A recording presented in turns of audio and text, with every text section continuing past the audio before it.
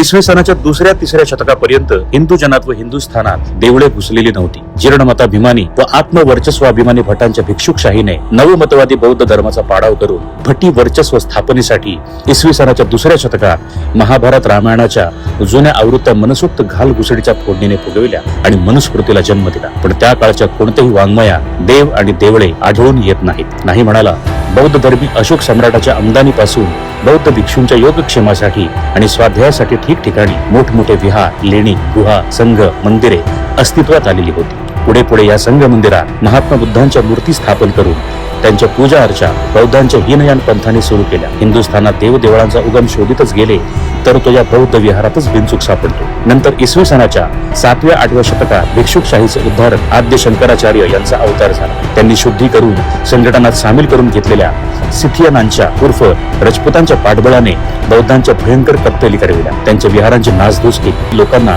मसणवटीत पार धुडकावली. या दुर्दैवी लोकांच्या नशिबाची माणुसकी हिरावून घेण्यात आली. अशा रीतीने हिंदुस्थानात हिंदू समाजात अगदी पहिल्यानेच आद्य शंकराचार्यांनी अस्पृश्यता निर्माण केली. ठिकठिकाणच्या बौद्ध विहारातल्या पवित्र वस्तूंचा आणि बौद्ध मूर्तींचा उच्छेद केला आणि तेथे शंकराच्या पिंड्या थापल्या. कित्येक ठिकाणी तर बुद्धांच्या मूर्तींनाच थोडा बहुत फरक करून त्यांना शंकर मूर्तीचा बाप्तिस्मा दिला. अशा रीतीने बौद्ध विहाराचे रूपांतर शंकराच्या देवळात झाले.